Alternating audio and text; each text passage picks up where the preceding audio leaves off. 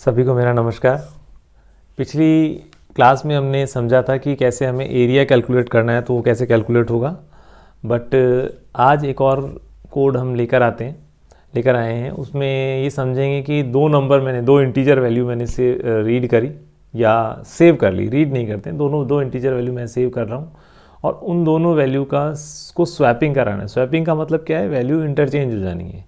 यानी कि अगर सपोज करो एक वेरिएबल है x, उसमें वैल्यू मैंने असाइन कर दिया 10, और एक वेरिएबल है y और उसमें मैंने वैल्यू असाइन कर दिया 20। अब मैं x और y को प्रिंट कराऊंगा तो x की वैल्यू 10 आएगी और y की वैल्यू 20 आएगी। यहाँ तक तो ठीक है। लेकिन जब मैं कहता हूँ कि इनको स्वैप कराना है, स्वैप कराने का मतलब क्या है? जो y की वैल्यू है वो x में आ जाए और x की वैल्यू किस में आ जाए? y में आ जाए। मतलब अब x की वैल्यू 20 हो जाए जो कि पहले 10 थी, और y की वैल्यू जो कि पहले 20 थी अब 10 हो जानी चाहिए। तो ये स्वैपिंग का कंसेप्ट है। इस स्वैपिंग को थोड़ा यहाँ समझते हैं। पहले ये देखेंगे कि बेसिक लॉजिक क्या होता है, फिर थोड़ा सा एडवांस पे, और उसमें भी हम और आगे एडवांस पे चलेंगे कि पाइथन में हमारे को एक बहुत अच्छी फैसिलिटी दे रखी है। अगर स्वैप कराना है वैल्यू तो बहुत ईजी तरीके से हो सकती है। तो चलिए स्टार्ट करते हैं। मैं फाइल ओपन करता हूँ, न्यू फाइल ओपन किया। इस फाइल को मैं थोड़ा सा पहले से ऐसे लिख लेता हूँ।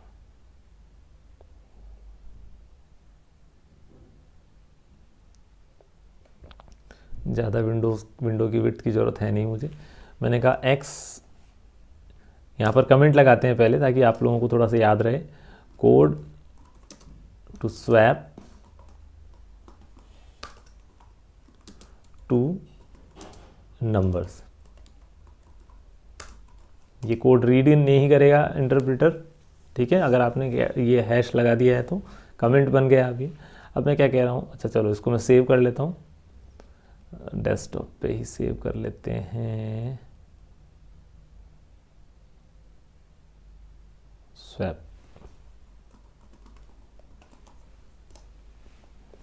मैं कह रहा हूँ x मेरा एक वेरिएबल है, x सिंपल इक्वल टू, मैंने असाइन कर दिया 10, y इक्वल टू मैंने असाइन कर दिया 20। अब मैं अगर प्रिंट कराता हूँ, प्रिंट कैसे कराऊंगा? प्रिंट में मैं लिखता हूँ x कॉमा y। यहाँ पता नहीं चलेगा कि x की वैल्यू क्या है, y की वैल्यू क्या है, तो हम ऐसा लिखेंगे x इक्वल टू कॉमा, फिर कॉमा के बाद y इक्वल टू, और ये स्ट्रिंग खत्म हुआ कॉमा। चलो देखो एक बार मैं इसको रन करा कर दिखाता हूँ आपको। सिंपल, यहाँ स्वैपिंग हुई नहीं है अभी। ये क्या बता रहा है? x की वैल्यू 10 है भाई और y की वैल्यू 20 है। क्यों बता रहा है? यहाँ तक देखो आपको समझ में आ ही गया होगा कि हमने x की वैल्यू 10 असाइन करी, y की वैल्यू 20 असाइन करी और x और y को हमने प्रिंट करा दिया, तो ये प्रिंट हो गया। इसके पहले हम एक चीज़ और लिख देते हैं, प्रिंट बिफोर, इन्वर्टेड कॉमा में लिखना पड़ेगा, स्वैपिंग। रन करते हैं तो ये अभी यहाँ पर एक प्रॉपर मैसेज आएगा कि बिफोर स्वैपिंग तो ये वैल्यू है। अब आफ्टर स्वैपिंग हमारे को प्रिंट कराना होगा। तो अगर मुझे जब स्वैप कराना होता है वैल्यू, मतलब बेसिक कोड क्या होता है? बेसिक कोड ये होता है कि मुझे एक थर्ड वेरिएबल की रिक्वायरमेंट होती है। एक थर्ड अगर मैंने सिंपल यूँ लिख दिया x इक्वल टू वाई, तो क्या होगा? y की वैल्यू x में असाइन हो जाएगी। और अगर देखो, अगर मैं बात ऐसे करता हूँ, मैं x इक्वल टू वाई लिख दिया तो y की जो वैल्यू है, y की वैल्यू क्या है 20, वो x में असाइन हो जाएगी और x की जो वैल्यू थी 10 वो लॉस्ट हो जाएगी, है ना। तो ऐसा हम कर नहीं सकते। इसलिए हम क्या करेंगे, एक टेम्परेरी वेरिएबल ले लेते हैं t इक्वल टू x पहले लिखेंगे, temporary variable t equal to x। तो इससे क्या हो गया, x की जो ओरिजिनल वैल्यू वो क्या है 10, वो सेव हो गई, किस में सेव हो गई? t में। और इसके बाद मैं लिखता हूँ x इक्वल टू वाई। तो इससे क्या हो गया, y की जो वैल्यू है वो, y की वैल्यू कितनी है 20, और x से रिप्लेस हो गई। x के पास पहले 10 था, अब 10 से y की वैल्यू कितनी बन गई है? 20 बन गई है। अब मैं उसके बाद लिखूँगा y इक्वल टू जो हमारा टेम्परेरी वेरिएबल हमने सेव कर रखा था वो। तो ये बेसिक लॉजिक है किसका? स्वैपिंग के लिए। इसको हम बोलते हैं स्वैपिंग यूजिंग थर्ड वेरिएबल या यूजिंग टेम्परेरी वेरिएबल। इसको हम प्रिंट करवा के देखते हैं। अब मैं लिखता हूँ प्रिंट, पहले तो आ गया था बिफोर स्वैपिंग, अब मैं लिखता हूँ after swapping.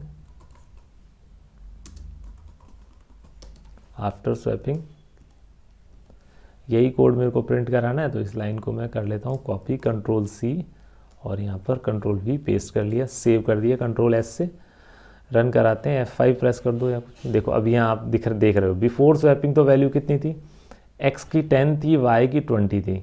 After swapping x में जो 10 था वो 20 इधर आ गया y की वैल्यू, और y में जो 20 था वो 10 आ गया, मतलब आपका यहाँ चेंज वैल्यू हो गई है, एक्सचेंज हो गई है, स्वैप हो गई है वैल्यू। तो ये तो क्या है, बेसिक लॉजिक है, आपको समझ में आ गया होगा, ये तो क्या है, बेसिक लॉजिक है।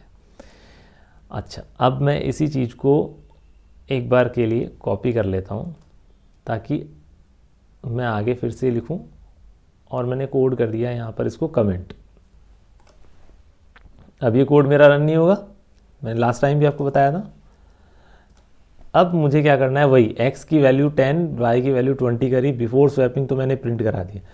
मैं आपको एक एडवांस लॉजिक ये बताना चाह रहा हूँ अब कि मैंने अभी क्या यूज़ किया है, यहाँ पर टेम्परेरी वेरिएबल t यूज़ किया है। मैं ये आपसे कहता हूँ, क्वेश्चन अगर ऐसा आए कि swap two values, two numbers, ऐसा लिखा हुआ है, write a program to swap two numbers without using third variable, मतलब आपने यहाँ पर थर्ड वेरिएबल का यूज़ किया, पर आपको ऐसा काम करना है कि थर्ड वेरिएबल का यूज़ नहीं हो।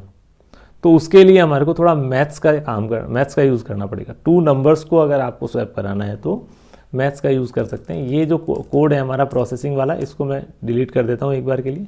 क्या लिखेंगे, हम लिखेंगे x इक्वल टू, प्रोसेस क्या रहेगा, x equal to x plus y. x और y को मैंने ऐड कर दिया, x और y को ऐड कर दिया, कितना आया 30। वो 30 किसके अंदर सेव हो गया, हमारे x के अंदर सेव हो गया। मैं कमेंट लिख देता हूँ यहाँ पर आगे जाके, मैं इसका कमेंट लिख देता हूँ आगे जाके, ताकि अपने को ये भी समझ में आ जाए कि x की वैल्यू अभी क्या बन गई, x इक्वल टू हो गया यहाँ पर 30। क्यों हो गया, क्योंकि ये 10 और 20 दे रखा है इसलिए, ठीक है। अब मैं लिखूँगा y equal to x minus y. अब आप बताओ y की वैल्यू कितनी हो चुकी है, x माइनस वाई। देखो x की वैल्यू कितनी है 30, 30 माइनस वाई, y की वैल्यू कितनी है 20, तो 30 माइनस 20 कितना हो गया, 10 हो गया। यानी कि अब मैं यहाँ पर लिख सकता हूँ y की वैल्यू क्या बन गई है 10, y की तो 10 बन गई है, लेकिन x की अभी भी 30 है। अब मैं क्या करूँगा, मैं करूँगा x equal to x minus y, again कर देंगे, तो इससे क्या होगा, अब आप ही बताइए, देख लीजिए x की वैल्यू कितनी है 30, 30 माइनस 10, वाई की वैल्यू 10 है, 30 माइनस 10, वाई की वैल्यू सॉरी x की वैल्यू अब कितनी बन गई है, x की वैल्यू हो गई है यहाँ पर 20। देख लेते हैं, तो अब आप देख लीजिए मैंने यहाँ पर कहीं पर भी टेम्परेरी वेरिएबल का यूज़ नहीं किया। तो ये एक एडवांस लॉजिक है। एक तो ये सिंपल लॉजिक है जिसमें हमने थर्ड वेरिएबल का यूज़ किया, एक ये थोड़ा सा एडवांस लॉजिक है। अगर आपके पास ये क्वेश्चन आ जाता है कि write a program to swap two numbers without using third variable, without using third variable, दो ही वेरिएबल रखने हैं, तो आप ये काम कर सकते हैं। मैंने कर दिया सेव, इसको सेव करके एक बार रन करते हैं। पहले ऊपर वाला प्रोग्राम रन नहीं होगा, नीचे ये जो सेकंड कोड है यही रन होगा डायरेक्ट। और यहाँ पर देखो बिफोर स्वैपिंग 10 20 और आफ्टर स्वैपिंग 20 10। ये हो गया थोड़ा सा एडवांस लॉजिक। एक तो ये बात, एक चीज़ और यहाँ पर हमें समझ में आ गई। अब एक काम और करता हूँ वो मैं बता रहा हूँ आपको कि अब पाइथन हमारे को क्या फैसिलिटी देता है। पाइथन हमारे को इस काम को और भी इजी करके दे देता है। जैसे आपने यूज़ किया था, थर्ड वेरिएबल यूज़ किया पहले में, दूसरे में थर्ड वेरिएबल यूज़ नहीं किया, लेकिन आपने एक्सप्रेशन का यूज़ कर लिया। अब पाइथन क्या करता है, इसको मैं कमेंट कर देता हूँ। इस कोड को कमेंट करने के लिए मैंने किया सेलेक्ट, पहले थोड़ा सा शॉर्ट कर लें ताकि सिंगल स्क्रीन में आ जाए। यस, कमेंट कर लिया। कमेंट करने के बाद में कॉपी करके मैंने पेस्ट कर दिया वापस से। अब मैं यहाँ पर लॉजिक लिखूँगा। पाइथन हमें बहुत ही अच्छी फैसिलिटी देता है। वो क्या देता है, आप लिखोगे x comma y equal to y comma x. बस पाइथन ने एक स्टेटमेंट में काम कर दिया। क्या कर दिया कि x की वैल्यू 10 है, y की वैल्यू 20 जो आपने असाइन करी थी, उसको बिफोर स्वैपिंग आपने प्रिंट करवाया। अब यहाँ लिखा है x कॉमा वाई और y कॉमा एक्स, तो जो first value right hand side पर जो फर्स्ट वैल्यू है वो लेफ्ट हैंड साइड पे फर्स्ट वेरिएबल के अंदर असाइन हो जाएगी, और राइट हैंड साइड पर जो सेकंड वैल्यू है वो लेफ्ट हैंड साइड के सेकंड वेरिएबल में असाइन हो जाएगी। चेक करते हैं ये चीज़ होती है या नहीं। सेव किया, इसको सेव करके रन करते हैं। वाह, ग्रेट, हो गया काम हमारा। तो पाइथन ने हमारे को और एडवांस टेक्निक दे दी कि विदाउट यूजिंग थर्ड वेरिएबल, ना तो यहाँ पर मैंने थर्ड वेरिएबल यूज़ किया और ना ही मैंने एक्सप्रेशन, कोई मैथमेटिकल एक्सप्रेशन या मैथमेटिकल कैलकुलेशन करके देखा। ठीक है, तो ये भी एक पाइथन का बहुत अच्छा बेनिफिट है हमारे लिए। तो अगर आपको इस तरह से वैल्यू को इंटरचेंज करवाना हो, स्वैप कराना हो, तो हम पाइथन में ईजिली कर सकते हैं। ये सी प्लस प्लस और जावा में नहीं हो सकता।